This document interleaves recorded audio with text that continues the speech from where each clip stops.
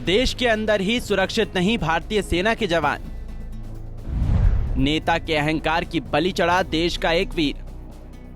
तमिलनाडु से एक दिल दहला देने वाली खबर सामने आई है, जहां डीएमके के एक नेता ने छुट्टी पर आए जवान को अपने गुर्गों के साथ मिलकर पीट कर मार डाला।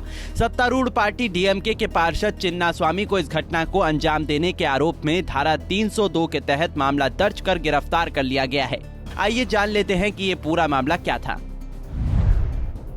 बीती 8 फरवरी को पोचमपल्ली के वेल्लमपट्टी इलाके में एक पानी की टंकी के पास कपड़े धोने को लेकर विवाद हुआ था। 28 वर्षीय सैनिक प्रभु का परिवार वहां कपड़े धो रहा था।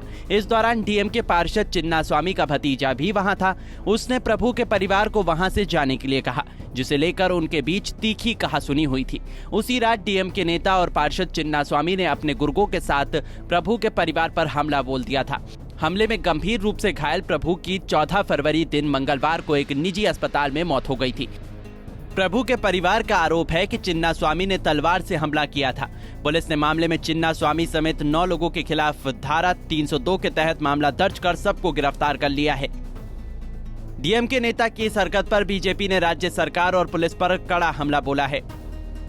बीजेपी नेता अन्नामलाई ने डीएमके की मानसिकता की आलोचना करते हुए कहा कि वे द्रविड़स्तान के बारे में एक अलग राज्य की मांग करते हैं, इसलिए उनके स्वभाव में वर्दी के लिए सम्मान, सेना के जवानों के लिए सम्मान कभी नहीं था।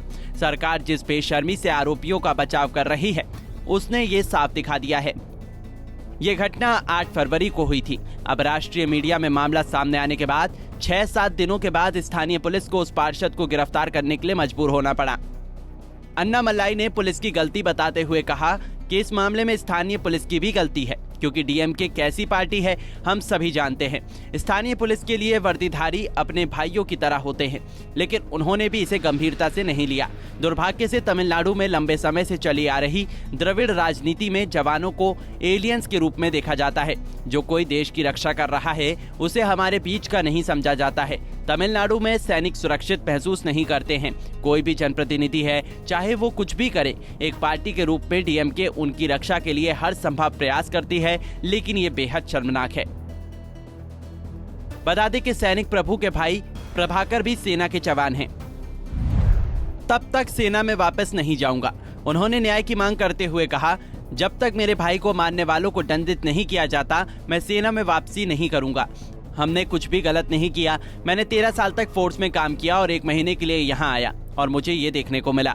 डीएमके पार्षद चिन्नास्वामी ने कहा कि भले ही तुम सेना में हो, मेरा कुछ नहीं बिगाड़ सकते। उसने सीधे मुझसे ये बात कही। मेरा भाई अब मर चुका है, उसके 2 बच्चे हैं।